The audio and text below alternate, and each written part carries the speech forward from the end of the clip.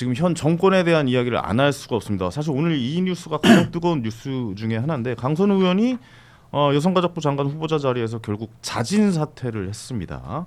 많은 여당 지도부가 엄호를 했는데 결국에는 자진 사퇴를 했습니다. 이건 뭐 좀 불가피한 상황이라고밖에 볼 수가 없는데 강 의원의 자진 사퇴 이유, 자, 세 분 어떻게 생각하십니까? 이거는 뭐 사퇴할 수밖에 없다라고 보십니까? 어떻습니까? 사퇴할 수밖에 없었다고 보는데 이제 며칠 전에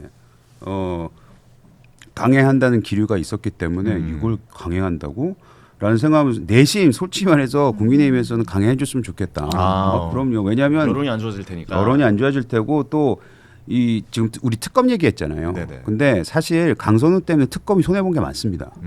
왜냐하면 특검이 지난주에도 그렇고 뭐 꾸준히 이런 무슨 뉴스를 내놨는데 많이 나왔는데 많이 묻혔어요. 저도 방송하다가 맞아요. 특검에서 속보 나왔습니다 하고 뭐 읽어주잖아요. 그다음에 바로 강선우로 돌아가고 계속 이랬거든요. 그래서 강선우는 민주당한테 민주당이 특검을 통해서 원했던 그런 효과마저도 사실은 많이 없앴기 때문에 정치적으로 데려가는 게 참 이상했거든요.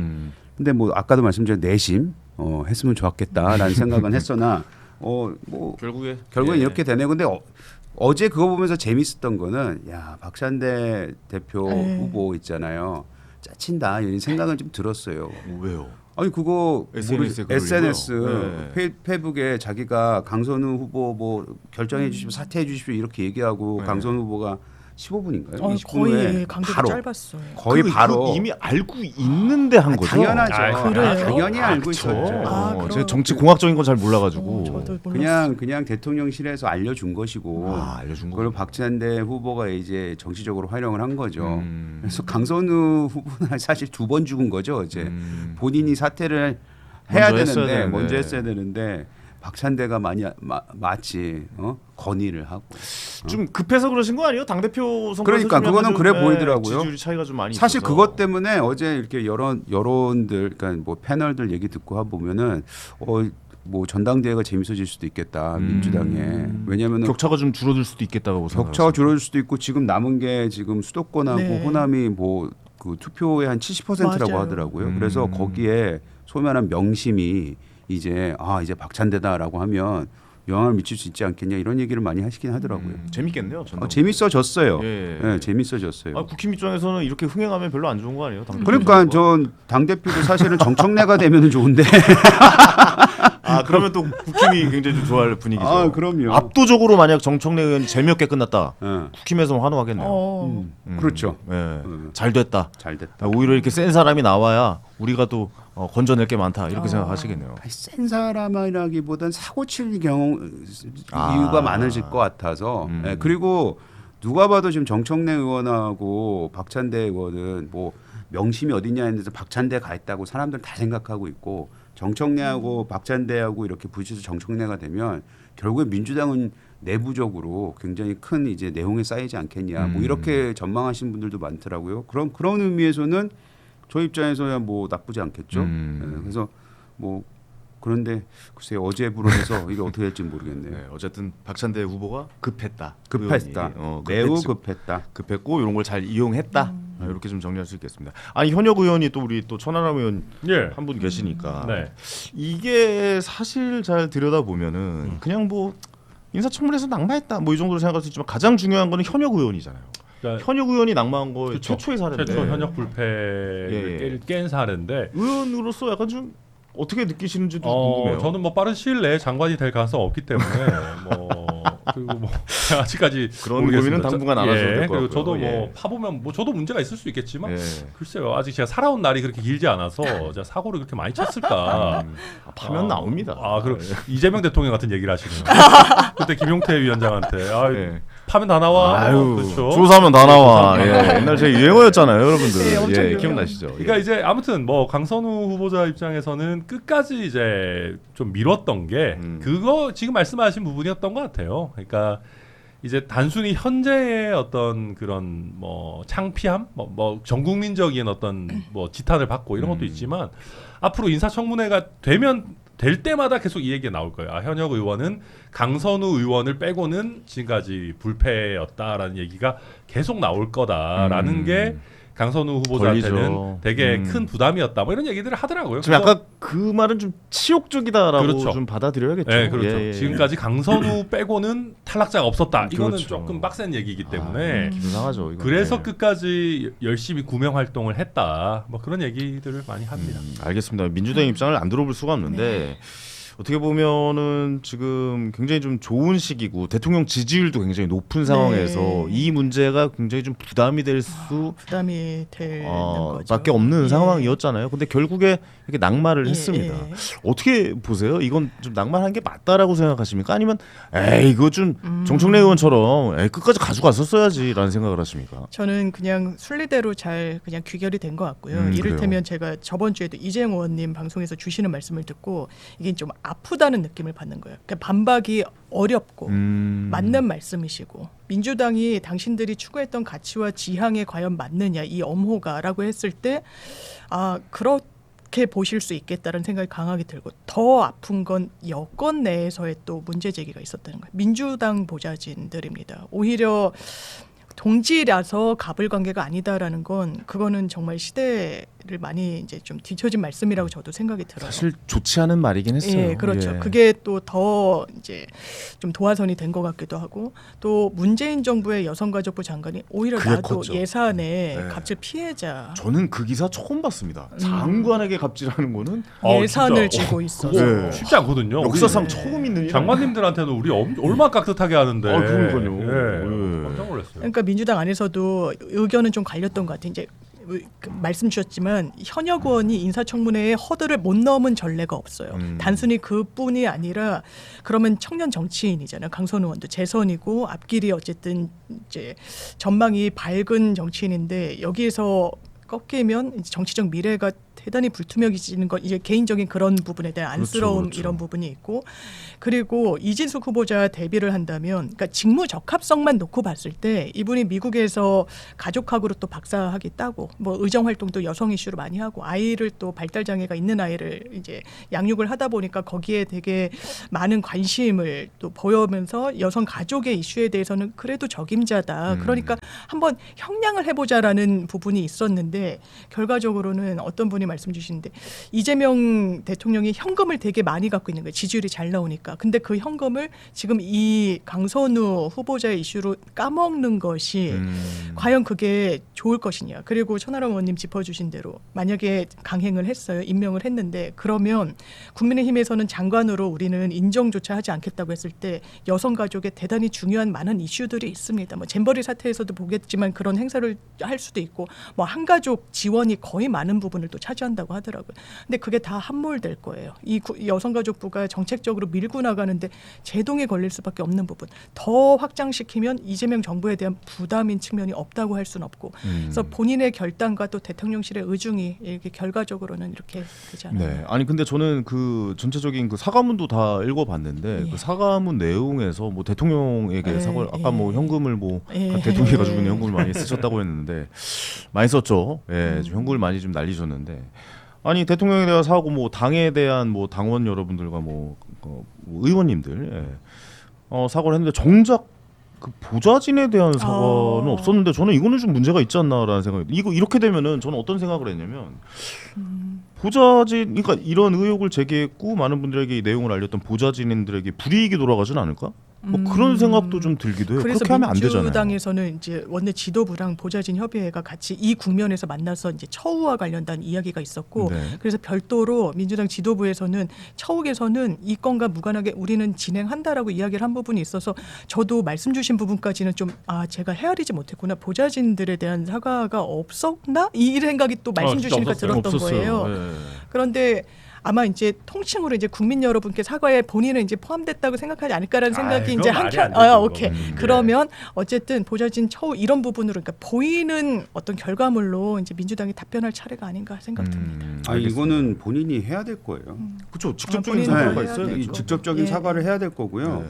방금 짚어주셨듯이 보좌진에 대한 진정 어린 사과는 한 번도 없었기 때문에 근데 다만 이건 생각이 들더라고. 이분이 성격이 진짜 나쁠 수도 있겠다. 끝까지 좀 뒤끝이 있어 보이죠. 뒤끝이 있어. 이게 뒤끝 있는 거잖아요. 니들한테 사과 안 했다. 니들한테 니들 나 사과 안 낙마 시켰잖아. 하겠다. 약간 이런 게 있었다. 그러니까 이게 너무 갑질하고 매칭이 잘 되지 않아요? 이런 분이니까 그런 갑질을 하지 않았겠냐라는 생각이 들 정도로 어떻게 보좌진한테 단 한마디의 사과가 없었는지. 그러니까 저도 그 부분은 약간 좀 의아하더라고요. 지금 오히려 방에 들어가면 그 보좌진들은 얼마나 계속 마주칠 텐데. 마주칠 텐데 지금 보좌진은 뭐 이미 벌써 나간 보좌진들이 이렇게 제보를 했을 수 있겠으나 지금 보좌진도 엄청나게 살 떨릴 것 같아 지금 그거 있으면. 맞아. 그래서 차라리 장관으로 가셔야 되는 거 아니냐 보좌진들 생각하면. 아니 근데 그러면 뭐 여가부 직원들은 또 무슨 죄냐 또 이렇게. 그러네요. 예. 그 보좌진도 국힘으로 많이 오시겠는데요. 지금 요새는 국힘은 그렇게 자리가 별로 없어가지고. 의원분들이 보좌진들이 적어서. 당을 거의 안 옮겨요. 옛날에 많이 옮겼는데. 그래서 제가 이거는 예. 뭐 약간 쓰잘데기 없는지 모르겠어요. 약간 스몰 토크인데. 네. 저는 처음에 이제 의원 되고 개혁신당 보좌진 오시려는 분들이 많을까 좀 약간 고민도 했어요. 왜 신생 정당이고 네. 뭐 의석도 많지도 않고 이러니까 근데 되게 많으셨어요. 지원자. 그러니까 이게 뭐냐하면 이게 민주당의 보좌진을 하시면서도 조금 새로운 관점에서 보고 싶다라고 하시는 분들이나 뭐 반대로 국민의힘에서도 이게 이제 예전에는 좀 덜 그랬는데 그 패스트트랙에서 보좌진들도 그때 막 몸싸움 하고 그랬거든요. 맞아요. 기억나요. 그래서 요새는 맞아요. 예. 국민의힘 보좌진 협의회, 민주당 보좌진 협의회에서 그 국회가 개원하면 공문을 보내요. 타당 보좌진 출신 쓰지 말라고. 그런 그런 게 공문이 아예 있어요? 의원실로 막 공문을 보내요. 그런 게 있어. 그러니까 이게 그런 정치적 극한 대립을 한번 하면 굉장히 안 좋은 게 보좌진들끼리도 적이 되는 거예요. 서로 몸싸움하고. 저희들 꼴 보기 싫고.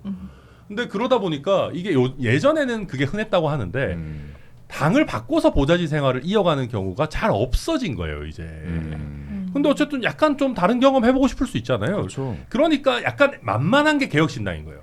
그러니까 그래서 민주당에 지원자가 있다가 갑자기 국민의힘 간다 이러면 좀 약간 부담되죠. 그렇고 네. 국민의힘에 있던 분도 민주당 간다 이러면 좀 그렇지. 그런데 개혁신당 정도는 저 친구가 좀 젊은 정당에서 한번 새로운 경험 해보고 싶나 보다. 그러니까 주변 분들도 그렇게까지 안 하니까 그래서 좀 되게 많았어요 지원이 제 예상보다. 네. 스몰 토크 잘 들었습니다. 네, 스몰 예. 토크였습니다. 김상호 의원실 보좌진들은 다 나왔나? 새로 했을까요? 몇 분은 나오시고 저도 정확히 그렇구나. 그래요. 네. 국힘으로 그분들도 같이 보좌진도 민주당으로 다 같이 옮기시지는 네, 다 같이 않았군요. 옮기시진 않았어요. 알겠습니다. 네. 근데 이게 전체적으로 좀 한 말씀씩 좀 들어봐야 되는 게 그렇다면은 지금 전체적으로 한번 보면은 지금 민정수석, 교육부 총리, 여성가족부 내정자 낙마했죠. 그리고 또 강준욱 교수도 국민소통 비서관에서 자진 사퇴했어요. 그리고 최동석 인사혁신 처장도 지금 현재 논란이죠. 이쯤 되면은 민주당의 인사 검증 시스템 문제가 될 수도 있겠다라는 생각이 들거든요. 이거 시작부터 이렇게 지금 인사 검증이 잘 안 되고 있는 것은 아닌가? 이것도 하나 못 걸러내나? 라는 생각을 하는 분도 꽤 많거든요. 그러니까 이를테면 강준욱 비서관 같은 경우에는 이 민주당 지지층 이재명 대통령의 지원층에 큰 상처를 준 부분이 있죠. 그렇죠. 더 거기서 문제 제기가 많았고 왜냐하면 책으로 문서로 나왔던 부분이에요. 그래서 처음에는 계엄과 관련해서는 뭐 입장이 바뀔 수 있죠. 그리고 자기 반성이 있었다고 하니까 그런가 이거 알고 했었죠. 한 거 아니에요? 처음에 대통령실의 발표문을 보면 알았지만 네. 검증의 대상으로 삼았고 본인에게 확인을 했을 때 내가 반성하고 나 잘못 알았고 이재명 당시 대표에 대해서도 오해가 있었다. 근데 더 넘을 수 없는 과거 발언이 이를테면 위안부 강제로 이렇게 맞아. 한 부분을 문제가 된 부분이 그게 많았죠. 너무 존경스러운 일본인의 어떤 성정을 봤을 때 자기는 믿을 수가 없다라는 거는 사실 이건 너무 이제 나아간 거예요. 그러면 인사수석이 이제 문재인 정부 때는 있었는데 그 부분이 이제 없어서 그런 건지 아니면 어떤 시스템으로 돼서 그런 건지 언론에서 지적하는 것은 이른바 포스트 주요 인사들의 천거와 어떤 추천으로 이루어진 부분들이 있다고 하는데 이거를 이제 시스템화할 것 같습니다. 그렇다고 전 정부에서 했던 법무부에서 하는 건 정말 아닌 것 같고요. 검증이 대단히 제한적이거든요. 민정수석실의 그 기능을 이제 원상 회복할 수밖에 없지 않나라는 제 개인적인 생각을 해봤습니다. 알겠습니다. 사실 그 정치 쪽에서 가장 무서워야 되는 부분, 저는 뭐 전직 코미디언이었잖아요. 풍자 이런 거 사실 굉장히 좀 조심해야 돼요. 아무래도 그렇죠. 왜냐하면 그렇게 그러시겠죠. 웃음거리가 되는 순간, 그 풍자의 대상이 되는 순간 굉장히 크게 무너질 수 극복하기 있거든요. 어렵죠. 그 낙인이 딱. 예. 예. 그러니까 보는 순간 웃음이 나와요. 그 사람은. 근데 요즘에 어떤 풍자가 나오면 여가부 장관 그냥 김부선 씨 앉혀라. 그렇게까지 이런 이제 슬슬 풍자가 나오기 시작해요. 확 오히려 올라갔죠. 사실은 여가부 네. 장관 말고 확 총리 정도 와닿는다. 하셔야 되는 거 아니냐 이런 얘기 확 와닿는데, 그거? 올라갔죠. 그러니까 뭐 이런 풍자가 나오는 순간 정치인분들은 사실 그 당의 입장에서는 굉장히 좀 조심하셔야 된다. 희화의 대상이 되는 거. 그렇죠. 예. 웃음과 조롱의 대상이 되는 아니, 순간. 왜냐하면 저도 그 명분을 민주당 잃는다. 의원님들 그런 얘기 하셨잖아요.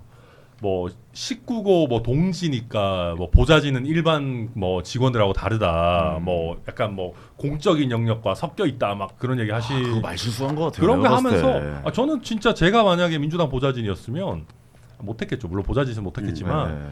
의원님한테 먹다 남은 음식 그 또 주고 내 집에 막 박스 같은 거 재활용품도 좀 주고 그러고 싶었을 것 같아요. 아니 동지라며 식구라며 이거 뭐 좀 해주면 안 되냐? 왜 식구인데 나만 고생해야 되냐? 같이 좀 하자. 그 생각이 안 들겠어요, 진짜. 근데 발언한 의원님이 그게 오케이라면은 저도 인정인데 뭐 말이 안 되는 소리잖아요. 그렇죠. 네. 천하람 의원님은 뭐 어떻게 좀 보좌진이랑 어떠세요?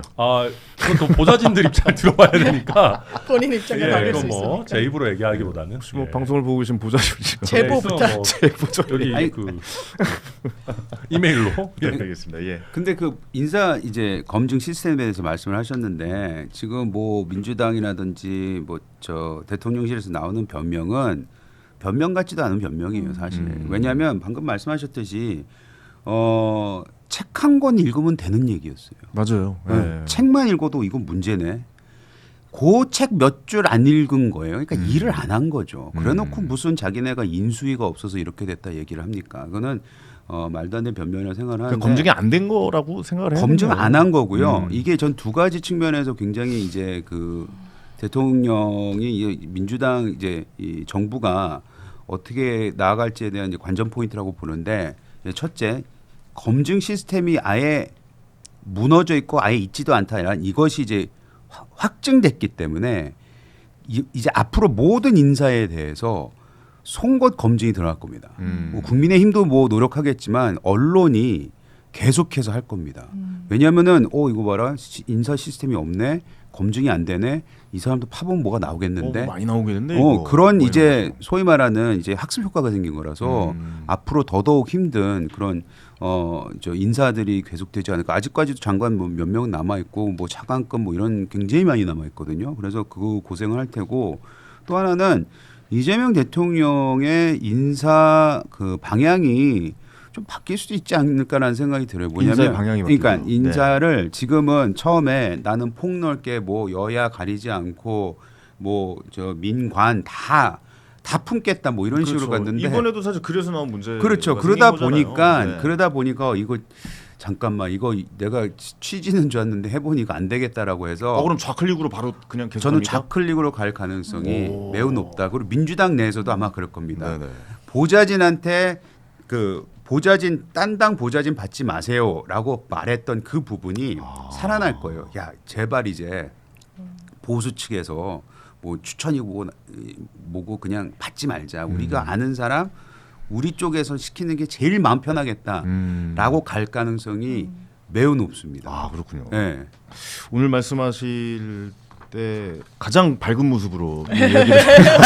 오늘 모든 주제 중에 아니 이게 정말 야당으로서 드디어 우리도 하나 잡았다. 왜냐하면 이런 야당이 느낌으로. 이게 정말 예. 힘든 게요. 역대 정권을 보면은 야당은 자기네가 잘해서 된 게 아무것도 없어요. 항상 여당 집권당이 뭐 실수를 해야지만이 그러니까요. 반사 이익을 얻는 구조라서 사실 국힘도 대통령 때 그랬잖아요. 맞아요. 이게 다 돌고 도는 거예요. 그렇죠. 서로 뭐 그런 거. 근데 이게 인사 문제가 있으니까, 맞아요. 예. 그 민주당도 옛날에 이게 사실은 그때 한동훈 견제용이기도 했는데 이제 한동훈이 그 법무부로 인사검증 기능 일부를 맞아요. 가져갔잖아요. 그때 맞아요. 한동훈 맞아요. 장관이. 그러니까 민주당에서도 인사검증 시스템이 뭐 맞아요. 붕괴됐냐 하면서 공격 엄청 했던 주제거든요. 그러다 보니까 결국은 민주당도 뭐 지금 부메랑을 맞고 있는데 근데 더 큰 문제는 그때는 뭐 한동훈 장관이 가져갔니 어쨌니 막 이랬는데 지금은 그럼 인사검증을 누가 어떻게 하고 있는 거냐도 잘 모르겠어요. 그러니까 이재명 정부 대통령실이 생각보다 너무 비밀이 많고 뭐 비서관 명단도 제대로 공개 안 하는 것부터 시작해가지고 약간 시스템이 어떻게 되어 있는지 좀 잘 안 잡히는 부분들이 있어서 아마 계속 비판은 이어질 겁니다. 그러니까 인사검증 앞으로 좀 어떻게 할지 좀 계속 좀 지켜봐야 될 문제고 인사검증할 게 많습니다. 국힘 쪽의 의견대로 약간 좀 여기서 문제가 좀 나올지 저희가 한번 좀 지켜봐야 될 문제인 것 같습니다. 마지막으로 국힘 이야기 좀 해보도록 하겠습니다. 요 이야기는 마무리 짓고요. 일단 얼굴이 그거 하나만 어두워지겠네, 여쭤볼게요. 이거 이제 이건 일단락 된 거잖아요. 뭐가 일단 더 이상 얘기를 안 나오겠죠. 이제 여성가족부 장관에 대한 그럼요. 이야기는. 네. 어느 정도는 됐다고 봐야 돼. 네. 그거 마지막으로 짧게 한 마디만 여쭤보겠어요. 이거 강신우 의원 같은 경우는 강선우. 강선우 죄송합니다. 강선우 의원 같은 경우는 앞으로 행보는 약간 좀 제재 받을 것이다. 국회의원으로서도 힘들 것이다라고 보십니까? 저는 매우 힘들 거라고. 매우 힘들 것이다. 네. 어떻게 보세요? 쉽지 않지만 쉽지 저는 않다. 개인적으로는 돌파하기를 좀 응원하는 마음도 있습니다. 이렇게 되면 다음 공천 때도 문제가 생기지 않아요? 아무래도 반영이 아예 안 된다고 볼 수는 없겠죠. 예. 알겠습니다. 어떻게 보십니까? 힘들어질 겁니다. 많이 힘들어질 것이다. 알겠습니다. 이렇게 이 이야기 마무리하도록 하겠습니다. 국힘 이야기 좀 해보겠습니다. 혁신이 출발했죠. 윤일숙 혁신이가 출발했는데 어제 의원총회 네. 어떻게 된 거예요? 그 뭐 다 모이지도 않고 그냥 혁신이는 또 그냥 날아간 겁니까? 어떻습니까? 그러게요. 네. 아니 윤희숙 위원장의 해명을 들어보니까 본인이 전날 전화 와서 당연히 가야죠라고 얘기했는데 네. 그 다음 날 이제 의총이 어제 연락을 해서 저 갈까요 말까요 오라는 거예요 말라는 거예요 물어봤을 거 아니에요. 그랬더니 그 비서실장이라는 분이 뭐 혁신위의 안을 논의할 용기가 없다라고 뭐 원내대표가 얘기했다나 뭐 이런 식으로 답변을 했다는 거 아니에요. 그래서 그 얘기 듣고 초대를 받았다고는 하는데 제대로 초대를 안 했다 뭐 이런 얘기도 있고. 안 불러. 그러니까 안 부른 거죠. 안 부른 거예요? 거죠. 안 부른 거죠. 아 그렇군요. 그러니까 윤희숙 위원장 말을 들으면 안 부른 거고 이 상황에서 진실 공방이 오간 것 같긴 한데 저는 윤희숙 위원장 말이 맞을 거라고 봐요. 지금의 그게 패턴을 보면 국민의힘은 계속해서 책임 전가만 하고 있기 때문에 진짜.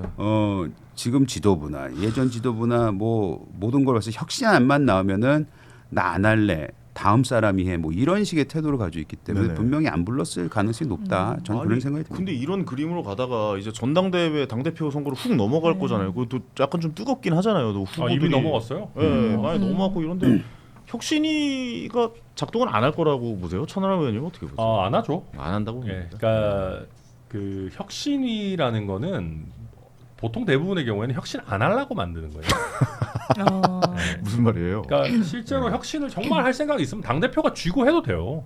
굳이 혁신일 만들 필요 없이. 그러니까 우리가 혁신 안이라는 게 그 안을 몰라서 안 하는 게 아니잖아요. 그러니까 그걸 관철시킬 만큼의 정치적 자산을 쓸 거냐. 이준석 대표도 혁신이 만들었잖아요. 그럼 그거 안 했죠, 하려고 한 했죠. 거예요? 안 하려고 했던 거예요? 그때는 그럼? 뭐 약간 하려고 했던 뭔 소리야? 아니 그냥 뭔 소리 약간 너무 약간 내로남불 맞는 게 제가 그 혁신이 위원이기도 그래 해요. 맞아. 네, 내가 그 얘기 최재형 짚어주려고 혁신이 말씀드린 거예요. 근데 그래서 이제- 안 했어요. 그래서 그때는 조금 했어요. 그때 BPA 야, 도입하고 조금 했구나. 앞뒤가 하나도 안 되는 얘기를 했어. 사과드립니다. 사과드리고 정치인 혁신이 다 되셨어 받았던 우리 좀 전하람 다르네요. 의원님. 어쨌든 지금은 안 하려고 하는 것 같다. 이번에는 왜냐하면 네. 지금 전당대회가 이미 잡혀 있는 상황이고 우리 송원석 원내대표가 어쨌든 선출된 당 대표는 아니잖아요. 그럼 그런 분이 혁신위를 만들어 가지고 간다라고 하는 게 애초부터 좀 무리한 거예요. 그러니까 예전에 이준석 혁신위 같은 경우 어쨌든 그때 이준석 대표도 조금 위태롭긴 했지만 어쨌든 선출된 당 대표가 자기 정치적 자산을 좀 넣어 가지고 당내 반발 있지만 최재형 혁신위를 띄웠던 건데, 네네. 근데 지금은 송원석 위원장, 비대위원장 같은 경우는 그런 당내 자산이 없는 상황에서 어쨌든 뭐라도 해야 된다 해서 혁신위를 띄운 거라서 처음부터 잘 되기 어려웠던 혁신이 아니냐, 저는 그렇게 봅니다. 알겠습니다. 어떻게 근데 보십니까? 정치적으로 네. 보면 송원석 대표도 안타까워요. 왜냐하면 본인이 이제 대리잖아요. 비대위원장이잖아요. 지금은. 그럼 두 가지를 띄웠다. 하나는 전당대회, 하나는 혁신이. 이 두 가지의 기둥을 맞아요. 띄워서 이상해. 그거를 네. 왜 이렇게 띄울까? 근데 두 그걸 개를 원래 떠나서 같이 하면 안 되는 거잖아요. 그 같이 하면 안 되고 시기도 네. 맞지 않은데 네. 어찌됐든 간에 본인이 띄웠으면 거기에 적극적으로 나서야지 이걸 어떻게 해서 그쵸. 살리려고 노력을 해야 되는데 뭐 힘이라도 좀 줘야죠. 근데 오히려 그치. 자기가 띄워놓고 자기가 죽이는 지금 형상이 돼버려서 도대체 저분의 정치적 그 정치력은 어디가 있나라는 생각이 좀 들 수밖에 없죠. 처음부터 시간 끌기용이라니까요. 제가 봤을 때. 그냥 약간 그 틈이 약간 전당대회까지 시간이 비니까 고기를 약간 떼어 넣기 위해서 대선 졌는데 뭐 아무것도 안 할 수는 없고 뭐라도 해야죠. 그러니까. 그런 용인 것 같은데. 흐지부지 지나갈 것 같네요.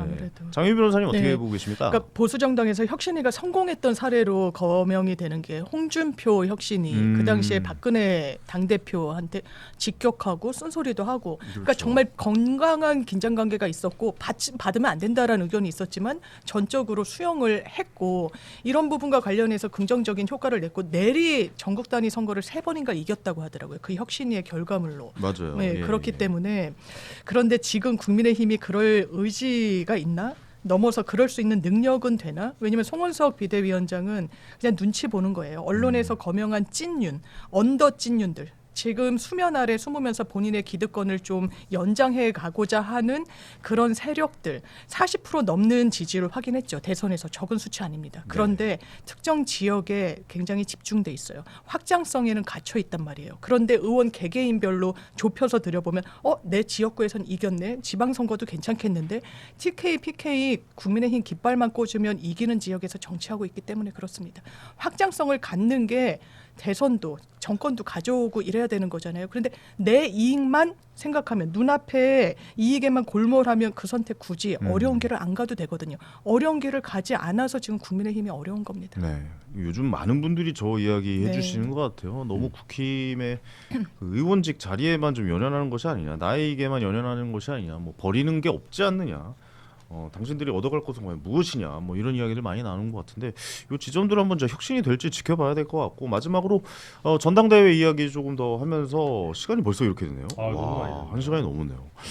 전당대회 이야기 마지막으로 짧게 좀 한 말씀씩 좀 부탁드리면서 마무리 짓도록 한동훈 하겠습니다. 후보 불출마하는 얘기 해야 되는 거 아니에요? 누가 오늘 될지 벌써 얘기할까요? 뛰었어요. 네. 불출마 벌써 뛰었잖아요. 네. 오늘 아침 나 오면서 받았어요. 그러니까요. 글을. 저는 개인적으로 불출마하는 게 맞다라고 생각하거든요. 그렇구나. 지금 좀 괜히 얻을 게 없잖아요. 분위기상. 그 사실 저도 한동훈 대표님이 저보다 훨씬 인기도 좋고 잘 나가시는 분이라서 할 말은 아니지만 정말 간만에 좋은 선택하신 것 같아요. 그러니까요. 그렇구나. 저도 그 생각이에요. 그러니까 주변에 많은 분들이 이번에는 하지 말으셨으면 좋겠다 했는데 최근까지 한동훈 대표님을 만난 분들 또 뭐 소통하는 뭐 정치 평론가나 뭐 주변에 계신 분들 얘기 들어보면 본인은 계속 하고 싶어 하셨다 그러거든요.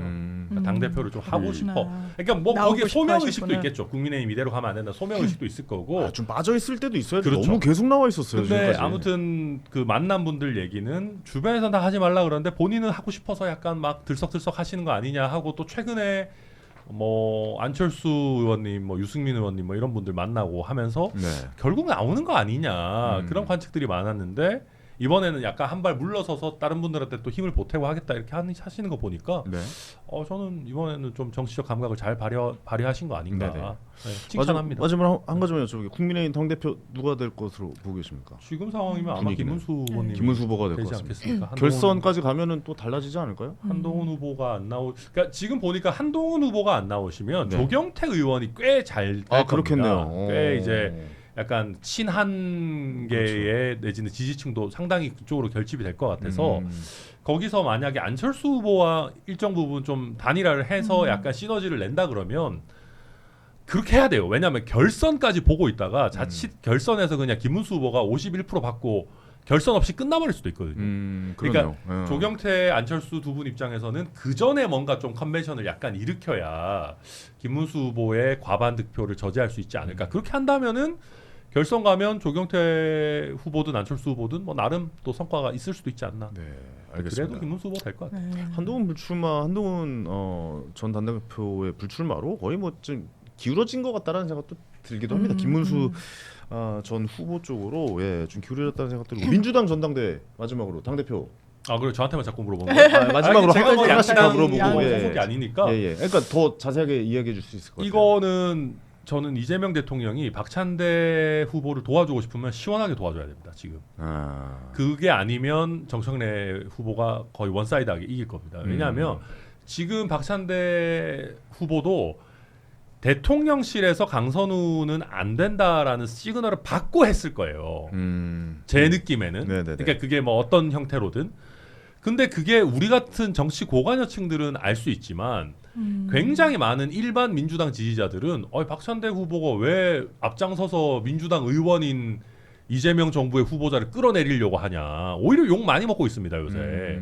그러니까 그래서 이재명 대통령이 그게 내 의견이었다라고 하는 거면 박찬대 후보를 좀 도와줘야 되는데 어떤 형태로든 이게 대통령실의 의중이었다 뭐 이게 좀 나와야 되는데 대통령실 입장에서는 그게 또 부담이란 말이에요. 그렇게 할 리가 없단 말이에요.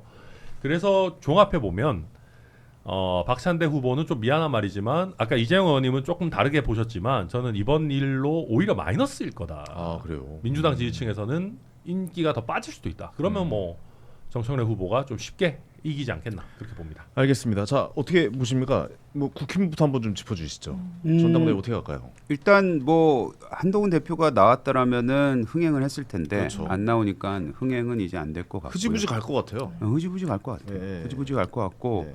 아까 말씀하셨듯이 우리 천하람 의원이 얘기했듯이 뭐 안철수 후보와 안철수 후보가 어느 정도 퍼포먼스를 내느냐 뭐 이런 것 정도 볼 수 있을 것 같긴 한데 네. 김문수 후보가 지금 좀 많이 나올 것 같아요. 네. 김문수 후보 쪽으로 좀 많이 기울어져 있다.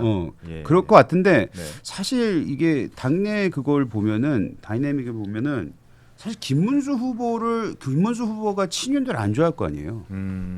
왜냐하면 친윤들이 자기를 갈아 끼우려고 맞아요. 했었으니까. 후보 교체하려고 했어요. 그러면은 사실 지금 오히려 들리는 개혁이 될까요, 얘기는 그러면? 아니 그래서 이게 네. 지금 어떤 카드가 될지 지금 궁금하긴 해요. 네. 왜냐하면은 김문수 후보는 친윤들을 미워할 테고 괘씸해할 거고.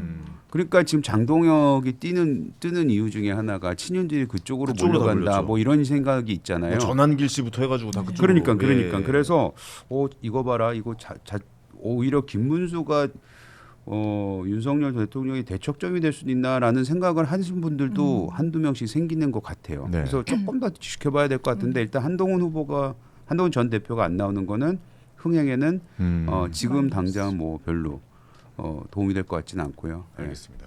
저는 김문수 후보 궁금해요. 어떤 자세를 취할지. 그러니까 이거 지금 사후적인 청소를 얘기잖아요. 해야지. 제가 네. 드린 말씀이. 좀 궁금하긴 네, 하네요. 네. 어떤 자세를 취할. 민주당은 어떻게 보세요? 민주당 전당대 마지막으로. 저는 어제까지만 해도 무조건 정청래가 압도적으로 이길 거다. 그렇죠. 왜냐하면 이게 흐름이라는 게 있잖아요.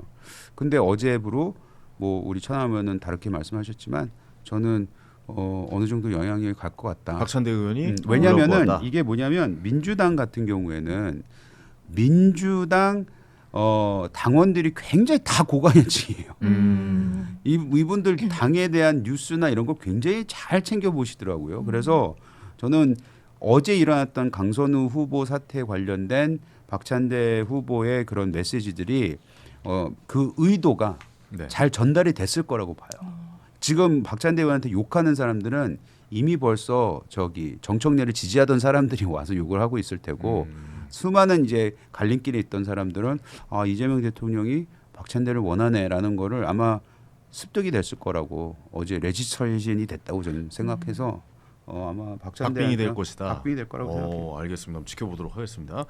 마지막으로 장윤비 네. 변호사님. 예. 저는 김문수 후보의 뭐 승리를 예측하시는 분들이 많은데 이른바 친윤들도 좀 분화되고 있다고 하고 짚어주신 대로 네. 이 후보 과정에서 상당히 좀 이렇게 대립점이 있었기 때문에 그 지점을 이른바 중간 마켓을 장동혁 후보가 치고 나오는 느낌도 있고 대단히 세게 얘기하더라고요. 계엄은 민주당 탓이다라고 이야기를 하더라고요. 그러니까 그렇게 얘기하더라고요. 네, 조경태는 당을 나가라라고까지 얘기를 해서 이 선명성 경쟁에서 누가 선택을 받을 것인가, 과연 혁신파가 거기에 균열을 낼 것인가, 결선 투표제가 있다고 하더라도 이게 좀 관전 포인트인 것 같고. 야 그렇게 되면 국힘은 진짜 완전 상상이 졸속하게 안 갈 어려울 정도로. 거예요. 예, 전당대회 때는 진짜 크게 붙고 그 이후에는 같이 가기는 진짜 어렵지 않나라는 진짜 어렵겠네요. 생각이 들고 예. 민주당은 혼전 양상인 것 같아요. 70%가 넘는 곳이 남았고 대의원이랑 이제 일반 여론조사를 공개를 안 해서 두 후보가 또 장점이 많아서 뭐 당원들이 그렇게 갈라져서 싸우는 건 아닌 것 같습니다. 알겠습니다.